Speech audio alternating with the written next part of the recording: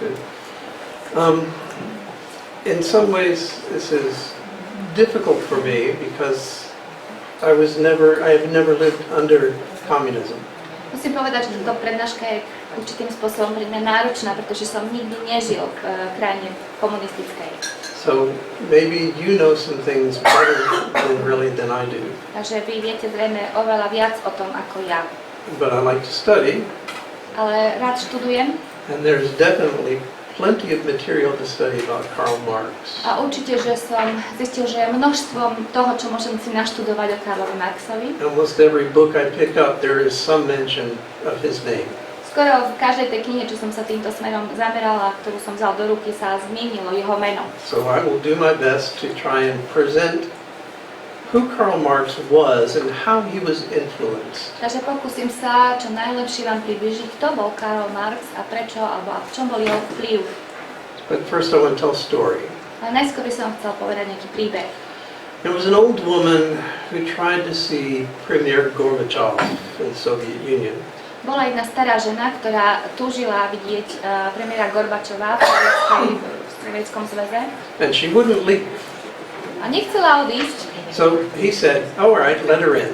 Tak on povedal, dobre, tak ju pustite dnu. So she said she had a question. Povedala mu, že má otázku. And the question was this. A mala takúto otázku.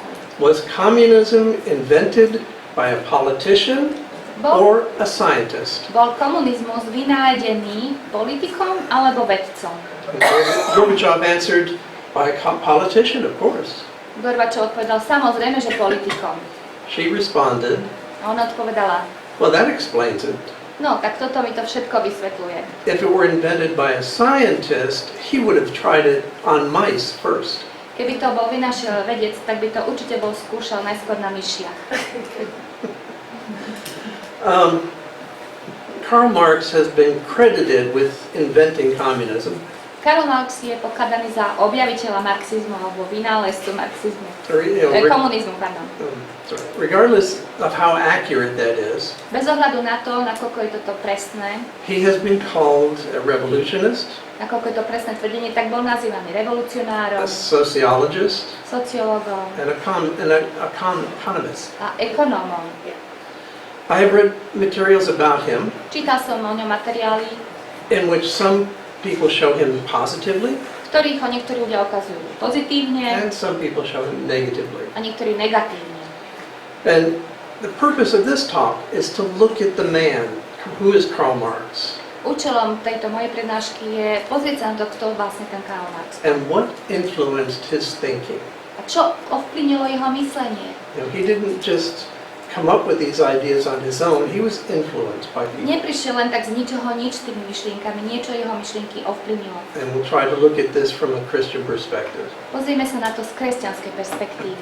And his ideas have had an enormous influence right up until modern times. Jeho myšlienky mali a majú až doposiaľ obrovský vplyv. Ideas have consequences. Každá myšlienky majú určité následky. And bad ideas have bad consequences. Zlé myšlienky majú zlé následky And that translates into victims. a to sa potom aj odráža na obetiach. So you could say bad ideas have victims. Takže môžeme povedať, že zlé myšlienky majú svoje obete. So history has shown us the victimization of millions under a communist regime. História nám ukázala viktimizáciu miliónov ľudí v komunistickom režime. And these communist regimes came from the influence of Karl Marx. Tieto komunistické režimy vznikli ako dôsledok Marxových myšlienok. Now maybe Karl himself did not bring about these atrocities. Možno, že sám Karl Marx nepriniesol, alebo neprišiel s tými zverstvami, ktoré sa páchali. But there are those who followed his ideas who did perpetrate these atrocities. Ale boli takí následovníci jeho, ktorí vlastne nasledovali tieto veci a robili tie veci. They were certainly influenced by his thinking. Určite ich ovplyvnilo jeho myslenie. Yeah. As we look at the man, it's very easy to demonize him. Keď sa na ňo pozrieme späť, tak je veľmi ľahké ho nejako demonizovať. And to say that he is the personification of evil. A povedať, že bol nejakým zosobnením zla. And some do that. Niektorí to robia. On the other side, some say that he was actually a Christian. Na druhej strane niektorí ľudia pravia, že on bol vlastne kresťan. When I learned that, I found that was kind of interesting, amazing. Keď som sa to dozvedel, tak som si pomyslel, že to bolo naozaj veľmi zaujímavé. But I think both those views missed the mark, or the marks. Myslím si, že to je taká slovná hračka, že obidva, ani jeden z týchto pohľadov netrafil cieľ, alebo vlastne toho, čo Marx naozaj bol. It only works in English, but Hej. Karl Marx was the product of the influences in his life. Karl Marx bol tiež výsledkom vplyvov na jeho život. So we will look at the things and the people who influenced him and his thinking. Takže pozrieme sa na tie veci a ľudí, ktorí ovplyvnili jeho život a jeho myslenie. Now we need to realize that in the time of Marx, Europe was coming out of the feudal system. Musíme si uvedomiť, že v tej dobe, keď žil Marx, tak vlastne vychádzala Európa z toho feudálneho systému And it was just coming into the industrial age. a vchádzala do priemyselnej éry. Yeah, this was a new time of private enterprise. Bola to taká nová doba súkromného podnikania. There were individual initiatives that produced many good things. Boli mnohé súkromné iniciatívy, ktoré vyprodukovali dobré veci. But society was also experiencing growing pains. Ale spoločnosť tiež zažívala rastúce bolesti.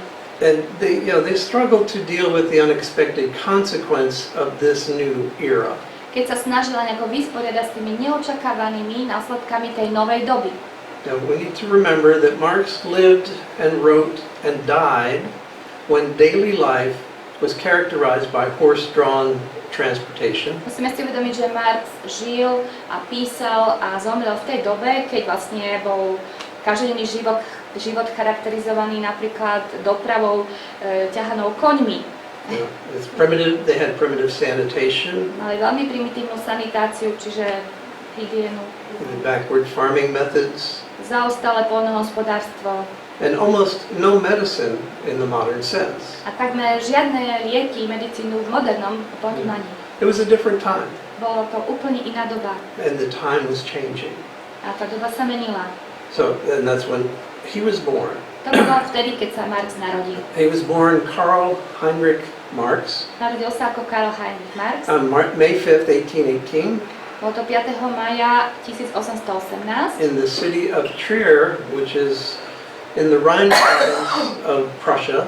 Je to v meste Trier v pruskej provincii Rína.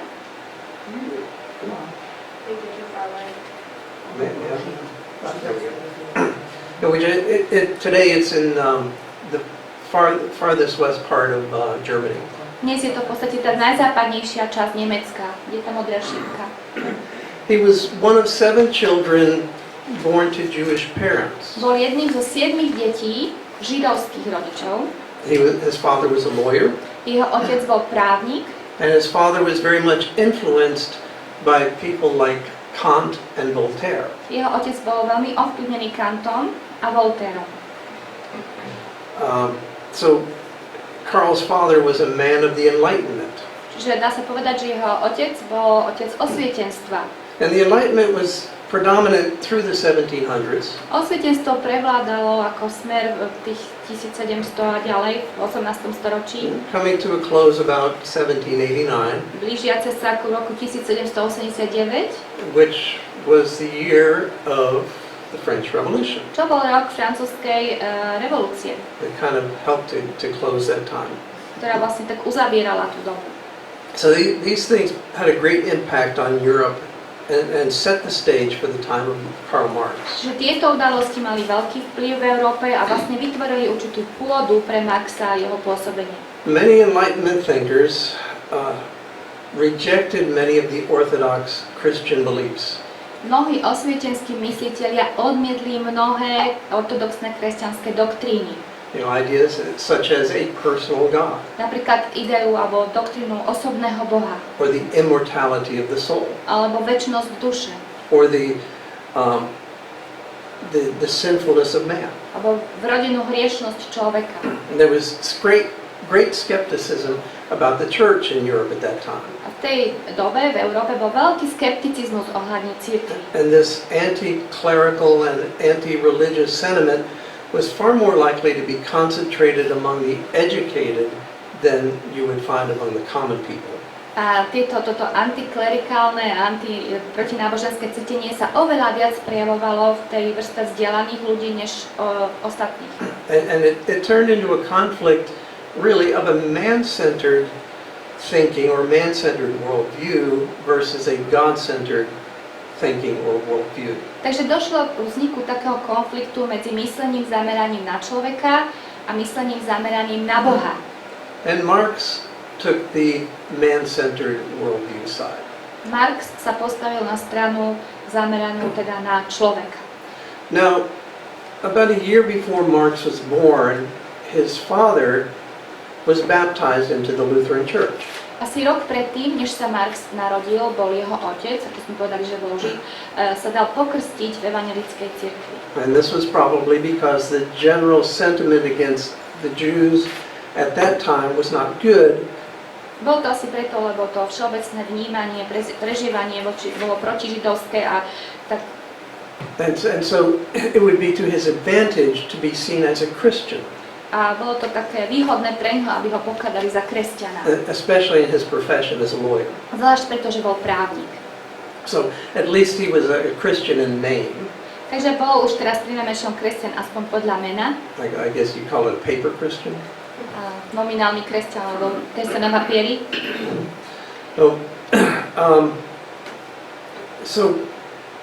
And this was a common practice among Jews at that time. To bola dosť bežná prax medzi Židmi v tej dobe. Because through history they had always experienced persecution. Pretože oni počas histórie často zažívali prenasledovanie. And Jews who were not really committed to their beliefs would do this. They would take on the Christian name. Takže Židia, ktorí neboli až tak veľmi odovzdaní judaizmu, tak robili takéto kroky. And because of this, Karl was baptized in the Lutheran Church when he was 6 years old. Tak a kvôli tomuto vlastne bol aj Karol Marx ako syn bol pokrstený, keď mal 6 rokov. He attended high school in the city of Trier. Navštevoval školu v tom meste Trier. And it's interesting though that the school was under police surveillance. Bolo veľmi zaujímavé, že táto škola bola pod policajným dohľadom. Because some of the teachers there had liberal ideas. Pretože niektorí učitelia na tej škole boli podozriví z nejakých liberálnych myšlienok. Did this influence Marx's thinking in his early years? Ovplyvnilo to Marxa v jeho rannom pôsobení? Possibly. Možno. But we don't really know for sure. Ale nevieme to istotne. But it's a very impressionable time. A bolo to taký tá čas, keď bol veľmi ovplyvniteľný. And it would be a time when seeds of ideas would be planted in his thinking. Bola to doba, kedy vlastne boli do jeho myšlienok zasievané semená tých ďalších myšlienok. Now we do know that during his teen years, he has some writings that show a spirit of Christian devotion. Ale vieme, že počas týchto jeho mladistvých rokov jeho spisy ukazovali ako takú kresťanskú oddanosť. And a desire for self-sacrifice on behalf of humanity. Dokonca z nich vyplýva túžba seba obetovania v prospech ľudstva. I read that he even attended a religious preparatory school for a time with the thought of possibly entering the Lutheran ministry. Dokonca som sa dočítal, že sa zúčastňoval na príprave pre tých, ktorí chceli študovať ministry ako službu. Ako evanjelický farár. So, this may very well be why some people thought he was a Christian.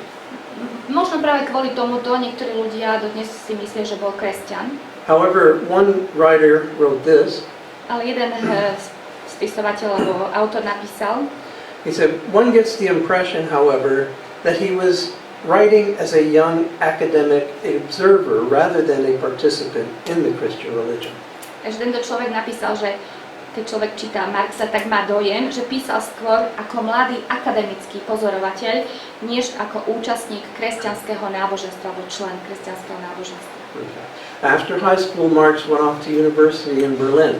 Po strednej škole odišiel Marx na univerzitu v Berlíne. Now, an important experience there, and some might even say a critical experience in his life. A tam získal veľmi dôležitú, dokonca niektorí toho hovoria, že to bola kritická, alebo kľúčová skúsenosť v jeho živote. Was his introduction to Hegel's philosophy. Že sa oboznámil s Hegelovou filozofiou. Hegel taught that the world was moving through stages in an endless progression towards perfection. Hegel totiž učil, že svet prechádza určitými fázami, takom nekonečnom postupe k dokonalosti. It was the beginning of a movement in the 19th century toward a utopian society. Bol to začiatok hnutia v 19. storočí smerom k utopickej spoločnosti.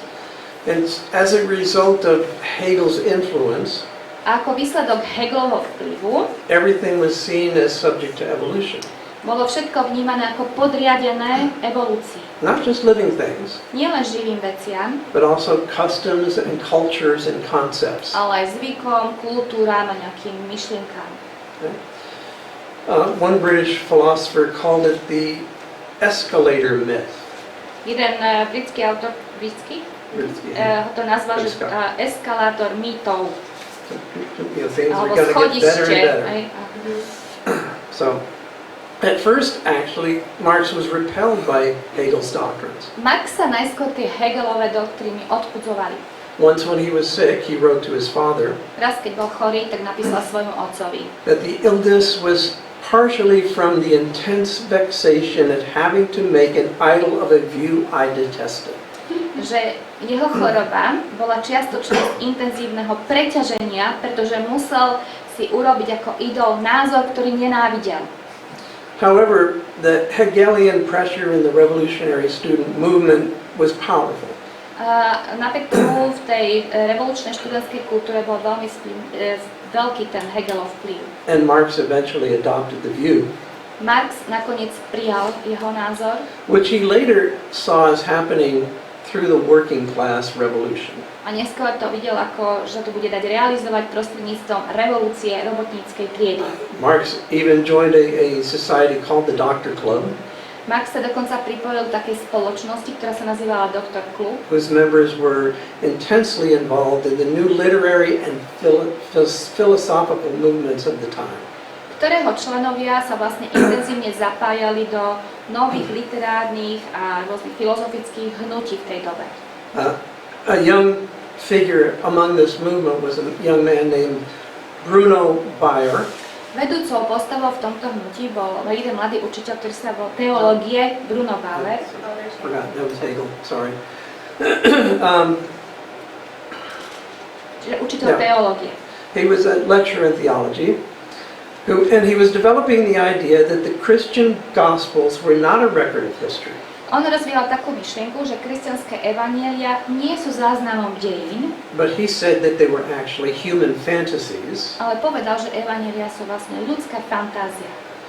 And he said that these stories arose from man's emotional needs, Povedal, že tieto evanjelia vlastne vznikli ako výsledok ľudských emocionálnych potrieb. and he said that Jesus was not an historical person. A povedal, že Ježiš nebol historická postava. And you see some of this thinking in the German theologians that followed higher criticism that came to be in this time. Z toho môžeme vidieť, to je vlastne určitá časť myslenia nemeckých teológov, ktorí potom nasledovali tzv. Vyššiu kritiku. But without a real Jesus, there isn't really much left to Christianity. Bez skutočného Ježiša skutočne nám v tom kresťanstve skoro nič neostane. You've lost the foundation. Stratíme základ. You have to have Jesus as a real Musíme mať person. Ježiša ako skutočnú osobu. But Bayer's influence began moving these young Hegelians toward atheism and political action. Ale práve tento Bauerov vplyv začal posúvať tých mladých Hegelovcov k ateizmu a k politizovaniu. Yeah. And during this time, Marx's involvement with the young Hegelians, his studies suffered. Počas tejto doby v živote Marxa, keď sa tak kontaktoval veľmi s týmito mladými Hegelianmi, tak vlastne jeho štúdium tak pokuľhávalo. You know, they would often meet in groups like this. Často sa stretávali v takýchto skupinách. And this was actually a depiction that his friend Friedrich Engels drew. Je to obrázok, ktorý vlastne nakreslil potom neskôr jeho priateľ Friedrich Engels. And so he would be doing this rather than studying. Takže radšej by robil niečo také, tej diskusie, než študoval. And apparently he was not a very diligent student. Takže nebol nejaký veľmi usilovný študent. But his friends urged him to submit his dissertation anyway. Ale priatelia ho povzbudzovali veľmi, aby napísal dizertáciu. But instead of submitting his dissertation to the university in Berlin, namiesto toho, aby odovzdal tú dizertáciu v Berlíne, v univerzite Berlíne, where the standards were more rigid, ktorá mala oveľa prísnejšie normy, he submitted it to the university in Jena, where the academic requirements were not so strong. Odovzdal tú prácu na univerzite v Viene, kde bolo jasné, že tam bol taký laxnejší prístup k tým akademickým požiadavkám. Thus, he received his degree in April of 1841. Takže svoj titul získal v roku 1841. Now, his thesis analyzed the difference between the natural philosophies of two Greeks. Jeho práca analyzovala rozdiel medzi prirodzenými filozofiami dvoch Grékov. Democritus and Epicurus. Demokritos a Epikuros. The basis of his thesis was a refutation of the gods. Základnou premisou týchto filozofov bolo vyvrátenie alebo odmietnutie bohov, or probably more likely the one true God. Alebo najpravdepodobnejšie priamo odmietnutie pravého boha, jedného pravého boha. Now Marx was later influenced by the writings of Ludwig Feuerbach. Neskôr bol Marx veľmi ovplyvnený dielom Ludwiga Feuerbacha, who wrote The Essence of Christianity. Ktorý napísal prácu, teda základ kresťanstva. It was interesting to see where Feuerbach had quite a great influence at that time. A tam vidíme veľmi silný vplyv Feuerbacha na Marxa v tej dobe. Not only on Marx, Nielen na Marxa, his friend Engels, ale aj na jeho priateľa Engelsa, but a few other people. aj na ďalších ľudí.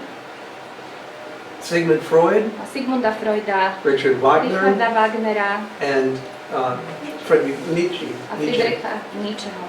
So, big influence. Veľký vplyv. Now, Feuerbach was attracted and was an advocate of atheism Feuerbach obhajoval ateizmus and secular humanism. a svetský humanizmus. He had studied under Hegel, Študoval pod Hegelom, but he believed that Hegel's absolute spirit was simply just nature. ale veril, že ten Hegelov absolútny duch je jednoducho príroda. He also believed that the essence of religion was absolute dependence. Tiež veril, že podstatou všetkého náboženstva je absolútna závislosť. So ultimately, he believed that man was dependent upon nature. Čiže v konečnom dôsledku veril, že človek je úplne závislý od prírody. You know, this influence of Feuerbach brought Marx's philosophy to where he combined Hegel's dialectic thinking with Feuerbach's ideas. Čiže tento vplyv Feuerbacha na Marxa, na jeho filozofiu ho dovedol k tomu, že kde spojil dialektické myslenie Hegelovo s týmto vplyvom Feuerbachovým. But he substituted Hegel's absolute spirit Ale toho Hegelovho absolútneho ducha with Feuerbach's materialism. nahradil Feuerbachovým materializmom. Where Feuerbach asserted that Hegel's absolute spirit was nature, Feuerbach tvrdil, že Hegelov duch bol v skutočnosti príroda. Marx took it even further Marx zobral toto tvrdenie ešte ďalej and said that reality was simply matter, a povedal, že realita to je jednoducho hmota. thus materialism. A to je vlastne materializmus. It was during his philosophical studies in Berlin that Marx became an atheist. Čiže počas svojich filozofických štúdií v Berlíne sa Marx stal ateistom. It was not based upon his economic or sociological ideas. Nebolo to založené na jeho ekonomických alebo sociologických úvahách, It was based upon his philosophy. ale na jeho filozofii. And what may have influenced Marx's ideas toward God was Feuerbach's assertion that he was not really an atheist, but an anti-theist. Čo mohlo veľmi ovplyvniť tie Marxové myšlienky proti Bohu, bolo to, že Feuerbach tvrdil, že nie je taký ateista, ako skôr antiteista.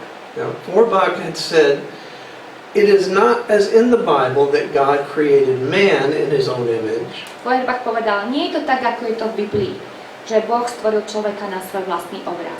but on the contrary, Ale naopak, man created God in his own image." človek stvoril Boha na svoj obraz. So, man decided who God would be. Čiže človek mal rozhodnúť, aký je Boh a aký bude. Marx's search for scientific truths to bolster his atheism led to his conclusion that shaped his communist theories. To Marxovo hľadanie nejakých vedeckých práv na podporu tohto ateizmu ho privedlo k záverom, ktoré vlastne potom formovali tú jeho komunistickú teóriu. Now, like many at this time, he believed in the power of reason. Rovnako ako mnohí v jeho dobe veril v silu rozumu. As his philosophical atheism moved into the socio-economic area, Keď sa potom tento jeho filozofický ateizmus presunul do sociálno-ekonomickej oblasti, his reason concluded that religion was merely an antidepressant for the oppressed working class. vo svojom uvažovaní dospel k takému záveru, že náboženstvo je pre utláčanú robotnícku triedu iba antidepresívom. And thus he wrote his famous line that religion is the opium of the people. Tak odtiaľ je tá jeho slávna veta, ktorú sme už asi mnohí počuli, že náboženstvo je ópium ľudí. But actually he borrowed that, Ale v podstate túto myšlienku si on prevzal, or plagiarized, plagiarizmus, from a poet named Heinrich Heine, od básnika Heinricha Heina, who was very popular at that time. ktorý bol vtedy veľmi populárny. Now, Marx held his view of religion and God until his death. Marx si ponechal tento názor na Boha až do svojej smrti. Yeah. So therefore it's difficult to see where Marxism and Christianity are reconcilable. Preto je veľmi ťažké nejako povedať, že či marxizmus a kresťanstvo je zmieriteľné, alebo bolo zmieriteľné. You know, where Marx saw the matter as the ultimate reality Marx vnímal hmotu ako konečnú realitu, and not God. nie Boha. This created the basis for his whole philosophy. A toto bol základ jeho celej filozofie. You know, it's a philosophy built without God. Filozofia budovaná bez Boha. He believed that the history of economics would bring the world to a place of a utopia. On veril, že história ekonomiky privedie svet na miesto utópie, You know, a paradise on earth. do nejakého raja na zemi. Tina already touched on that. Tinka to už zmienila. But one French philosopher and former Marxist said this. Jeden francúzsky filozof a bývalý marxista povedal, His name was Bernard Henry volal sa Levi. Bernard Henry Levi, He said, apply Marxism in any country you want, you will always find a gulag at the end. povedal takúto vážnu vetu. Použite marxizmus v ktorejkoľvek krajine, ktorú chcete, na konci vždy nájdete gulag. Now, in a letter to Karl Marx's son, in a letter to his son, Karl Marx's father was very sad in the direction that his son was going. A v liste otca synovi Karlovi Marxovi, Heinrich, ktorý bol jeho otec, vzdychal nad tým, akým smerom sa jeho syn uberá v mladosti. He said this. Napísal toto. I feel myself suddenly invaded by doubt and ask myself if your heart is equal to your intelligence and spiritual qualities. Takže jeho otec toto napísal. Cítim, že som náhle napadnutý pochybnosťami.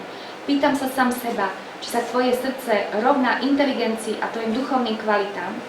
If it is open to the tender feelings which here on earth are so great a source of consolation for a sensitive soul. Či je tvoje srdce otvorené pre tie citlivé pocity, ktoré sú také dôležité na zemi pre útechu citlivej duše. I wonder whether the peculiar demon to which your heart is manifestly prey Zaujímalo by ma, či zvláštny démon, ktorého je tvoje srdce zjavne korisťou, is the spirit of God je duch Boží, or the spirit of Faust. alebo duch Faustov. Now, Faust was a 16th century figure who legend said that he sold his soul for knowledge and power. Faust to bola postava vymyslená zo 16. storočia, ktorý teda podľa legendy predal svoju dušu za poznanie a moc. And that's who Karl Marx, his father, was saying. Are you like him? Takže teraz sa otec pýta Marxa v liste, si ako on? He continues to write, A tak píše ďalej otec. I ask myself, Pýtam sa sám seba. and this is not the least of the other doubts that assail my A heart, to nie je ani tá posledná, alebo najmenšia z mojich pochybností, ktoré ovplyvňujú moje srdce. if you will ever know a single happiness and family joys Či niekedy spoznáš skutočné šťastie a rodinné radosti and render happy those who surround you. a urobíš šťastnými tých, ktorí ťa obklopujú. So his father didn't think much of the direction that Karl was going in. Takže ani jeho otec nejak si veľa nemyslel o tom smere, ktorým sa Marx vybral. Now, as Marx delved more and more into social and economic issues from a socialistic perspective, Takže ako sa potom Marx viac a viac venoval tým sociálnym a ekonomickým otázkam z toho socialistického pohľadu, it became more uncomfortable in his home country. stával sa stále nepríjemnejší vo vlastnej krajine. Because he was being seen as a radical and a troublemaker. Pretože ho pokladali za nejakého radikála a človeka, ktorý pôsobí problémy. So about 1844 he moved to Paris. Takže v roku 1844 sa presťahoval do Paríža. And that's where he met his lifelong friend, Friedrich Engels. Tam stretol potom svojho celoživotného priateľa Friedricha Engelsa. And there he also started associating with communistic societies of French and German working men. A tam sa začal potom združovať s takými komunistickými kruhmi francúzskych a nemeckých robotníkov. And though he considered their ideas utterly crude and unintelligent, Hoci si myslel, že ich myšlienky sú úplne hrubé a neinteligentné, he admired their character obdivoval ich charakter, and the aspect of the brotherhood of man. povahu a aspekt bratstva človeka. So he was influenced by that as well. Čiže bol aj týmto ovplyvnený. Now, with the pressure of the Prussian government, Potom neskôr pod vplyvom tlaku pruskej vlády Marx was expelled from France in 1845. bol v roku 1845 Marx vylúčený z Francúzska And so he moved to Brussels. a presťahoval sa do Bruselu. And later that year, he had renounced his Prussian nationality. A neskôr v tom roku sa aj sám zdal pruskej národnosti. Seems like he wasn't welcome pretty much wherever he went. Čiže vyzerá, že nebol veľmi vítaný, kdekoľvek sa tam nachádzal. So he wound up in London Tak skončil v Londýne in 1849. v roku 1849. So, but the years 1850 to 1864 in London were very difficult for Marx. Ale tieto roky 1850 až 1864 v Londýne boli pre Marxa veľmi ťažké. Both in a material way and in an inward way. Aj po materiálnej stránke, aj po také vnútornej. He had no money, Nemal žiadne peniaze. and except for one occasion, he could not bring himself to seek paid employment. A okrem jednej príležitosti sa ako si nevedel prinútiť hľadať trvalé a platené zamestnanie. He and his family were evicted from their apartment, Takže boli spolu so svojou rodinou, bol vysťahovaný zo svojho bytu and several of his children died, a niekoľko jeho detí zomrelo. which he considered a sacrifice to the bourgeois misery. Čo ho pokladal za obeť buržoáznej biede. Now, his friend Friedrich Engels, Jeho priateľ Engels he would help Marx as much as he could from his salary. sa snažil zo svojho platu pomáhať Marxovi.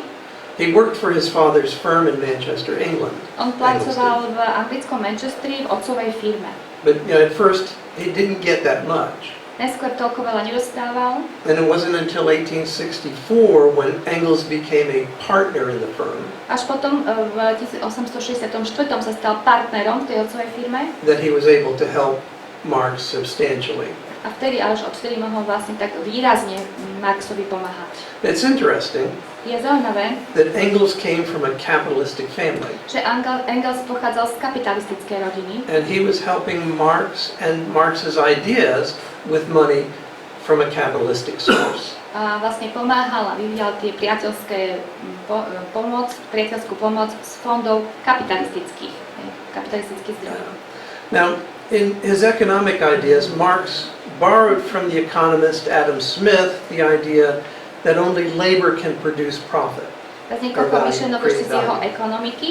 On vo svojich ekonomických myšlienok si vypožičal jednu myšlienku od ekonóma Adama Smitha, ktorý povedal, že len práca môže vytvoriť hodnotu. It seems that Marx disregarded the work, the efforts, the ingenuity, and the sacrifice of the entrepreneurs who established businesses. Zdá sa, že Marx ignoroval prácu, úsilie, vynaliezavosť a obetavosť podnikateľov, ktorí založili v tom kapitalistickom systéme nejaké svoje podnikanie. Were there abuses in the capitalistic system? Boli nejaké zneužívania v tom kapitalistickom systéme? Yes, Áno, but not everywhere, ale nie všade, not in every case. nie v každom prípade. But abuses of any system are not perpetrated because of the system, but because of sinful individuals. Ale to zneužívanie nemusí byť v dôsledku toho systému, ale preto, že je človek hriešný. And the consequences of sin or the abuses will manifest themselves no matter what the system. Čiže dôsledky toho hriechu alebo zneužívania sa prejavia v akomkoľvek systéme, v ktorom sa nachádza hriešný človek. Yeah, because there will always be sinful people there. Lebo tam vždy bude hriešný človek. And people will not always look out for the other person, they most often will look out for themselves. A ľudia vždy budú chcieť niečo pre seba, nie pre druhých. But because Marx refused to believe in God, to acknowledge God, he would not see this. Ale Marx, pretože odmietol uznať Boha, tak to nevidel. Now, when Marx would see the squalor of the urban proletariat and the mines and the new manufacturing cities, keď Marx chodil do tých rôznych baní a videl tam ten taký špinavý, nekultúrny život toho mestského proletariátu v tých nových výrobných mestách, and he would contrast this with the comfort of the middle class. a keď to dával do kontrastu s komfortom tej strednej triedy, He was filled with indignation and hate for the institutions and the classes, especially the capitalists, tak bol naplnený rozhorčením a nenávisťou voči tým kapitalistom, voči tým inštitúciám. that seemed to be profiting off the misery of the working Voči class. tým, ktorí ako ťažili z biedy robotníckej triedy. Now, society really hadn't developed a more sympathetic attitude as we see today. Čiže tedy ešte spoločnosť nemala taký empatický postoj, ako viac empatický, ako môžeme vidieť dnes. But the thing that would eventually help these working class people would be more of the Christian influence in those areas. Ale keď boli nejaké veci, ktoré boli viac tým empatizovaním s tými ľuďmi, tak tie boli väčšinou postavené na tom kresťanskom základe. But in this way, Marx helped to perpetuate a more sympathetic attitude towards victims. Týmto spôsobom Marx vlastne pomohol vytvoriť a udržiavať taký koncept victims, obete, ako viktimizovania. Victimization has become a very popular thing today. Táto viktimizácia, že niekto sa stáva obeťou, je veľmi populárna vec aj dnes. Those who use it wield it like a weapon. Tí, ktorí to používajú, aj tento pojem, to používajú ako takú zbraň. And they try to convince others, that these people, this particular group, they're the victims. Snažia sa presvedčiť, že áno, táto skupina ľudí, to sú tie obete. And in Marx's case, it was the workers. V Marxovom prípade to boli práve robotníci. And then they say that this other group, they're the perpetrators. A on povedal, áno, tak tí druhí, to sú tí, ktorí spôsobujú z nich tých obetí, alebo And páchajú nepravosť. for Marx, that was the A capitalists. to boli vlastne kapitalisti. Yeah. We see this same idea being used today Túto istú myšlienku vidíme aj dnes používanú in other areas of society. v iných oblastiach spoločnosti. Racism, Rasizmus, feminism, feminizmus, homosexuality, homosexualita, gender identity. genderová, rodová identita. They do the same thing. Používajú tú istú vec. They take racism, for example. Zoberme si napríklad rasizmus. The black people are the victims. Čierni ľudia sú obete. The white people are the perpetrators. Bieli sú tí, ktorí páchajú nepravosti na tých obetiach. And that's what they try to get people to believe. A toto je to, čo sa snažíme, alebo snažíme veriť, alebo aby niekto tomu veril. And that's what Marx is trying to get people to believe, that the workers were the victims and the capitalists were the Tak to perpetrators. bola tá teória Marxova, že presvedčila, že toto sú obete a to sú tí, ktorí spôsobujú zlo na tých obetiach. But again, Marx and his followers were ignoring human sin. A v tomto všetko Marx a jeho nasledovníci ignorovali existenciu ľudského hriechu, Which you can find in a laborer as well as the capitalist. ktorý je aj v robotníkovi, aj v kapitalistovi. It's this propensity that we have to sin that causes abuses on both sides. Je to sklon k hriechu, ktorý majú všetci ľudia na obidvoch stranách. He believed that the profits belonged to the labor On vedel, že zisk patrí robotníkom, because only the labor can create value. lebo len robotníci môžu tvoriť hodnoty. It's labor which produces the material things. Lebo je to práca, ktorá produkuje hodnotné veci. But he seems to ignore the investment and most often the labor of those people who start the business. Ale zároveň ignorovali prácu aj investovanie tých, ktorí začali tie podniky. You know, they give the laborer a place to work. Dali vlastne robotníkom prácu. But I got to thinking, under communism, did the workers receive the profits? Ale moja otázka je, že myslíte si, že za komunizmu robotníci naozaj dostali to, prečo pracovali, mali naozaj taký zisk z toho? Not from what I've heard. Aspoň z toho, čo ja som počul, nie až tak. Yeah, Podierali sa na fisku. Pardon. Dostávali Pardon. nadhodnoty. Yeah, I mean, they were given certain benefits. Áno, dostávali určité benefity. Right, but I don't see them really receiving the profits as such. To nevidím, že by to boli až také zisky, ktoré by mali dostať. You know, it was Marx's hope that economic crises would lead to a revolutionary movement. Marx mal nádej, že hospodárska kríza povedie k revolučnému hnutiu. Where the workers would eventually take over. A kde robotníci prevezmú kontrolu. Yeah. Now, other people suggested other revolutionary means that might facilitate this movement. Iní navrhovali, aby toto prevzatie uľahčili nejaké iné revolučné prostriedky. But they were talking about a violent revolution. Ale hovorili o násilnej revolúcii. And we eventually see this at the beginning of the 20th century Nakoniec to vidíme na začiatku 20. storočia. in the Russian V Revolution. ruskej revolúcii. However, this was against Marx's idea. A toto bolo proti Marxovej idei. Marx believed that it should be an evolution of economic history. Marx veril, že by to mal byť taký vývin ekonomickej histórie, alebo That really the revolution should be an evolution. že v skutočnosti tá revolúcia je dôsledok tej evolúcie. So, it was others who took Marx's ideas and made it violent. Iní vlastne prevzali tie Marxové myšlienky a urobili ich takými násilnými. Now, the theories that Marx formulated, he lumped together under the attractive title of scientific socialism. Tieto teórie, ktoré Marx sformuloval, sa spojili pod atraktívnym názvom vedecký socializmus. However, one analyst observed, Jeden analytik však mal takéto pozorovanie. just as Marx laid down the theory of economic inevitability, knowing nothing of economics, Takže teraz citujeme, tak ako on, Marx, vytvoril teóriu ekonomickej nevyhnutnosti, so he made up his mind on the proletarian formula, knowing nothing of the proletariat. a nevedel pritom nič o ekonomii, tak rovnako vytvoril svoju abstraktnú teóriu o proletariate, hoci o proletariate nič nevedel.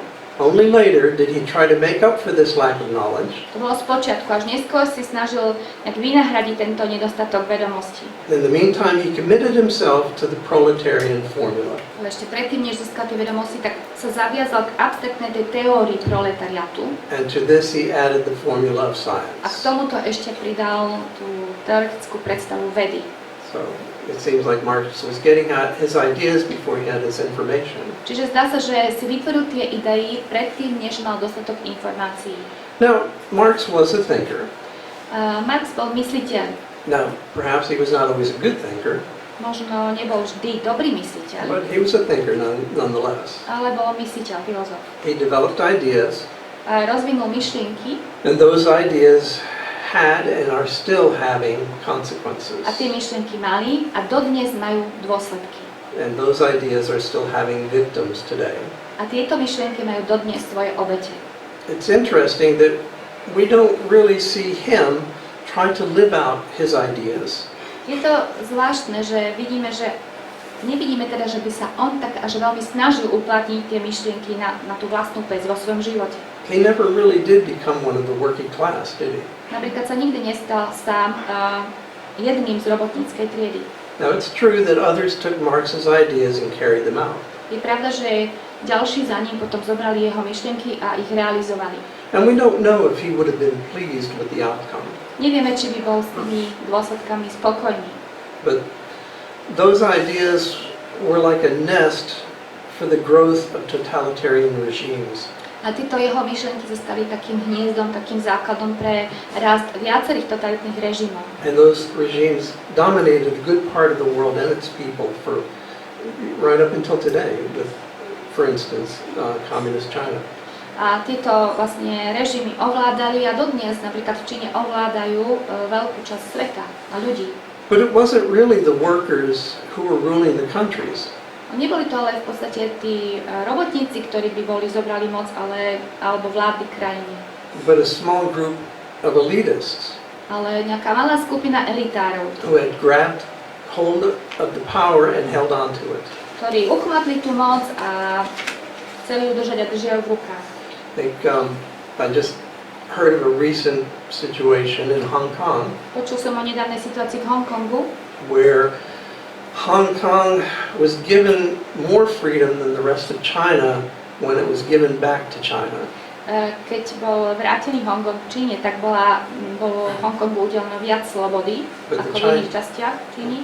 But the Chinese government is trying to get back those freedoms so they have more control there. Ale v súčasnosti sa čínska vláda práve snaží dostať späť tie slobody od Hongkongu, ktoré im boli pôvodne teda udelené. And so there are big protests and demonstrations with hundreds of thousands of people. Takže 100 000 ľudí momentálne tam v tomto období protestujú v Hongkongu proti týmto krokom vlády. But it doesn't seem like the average people want this kind of system.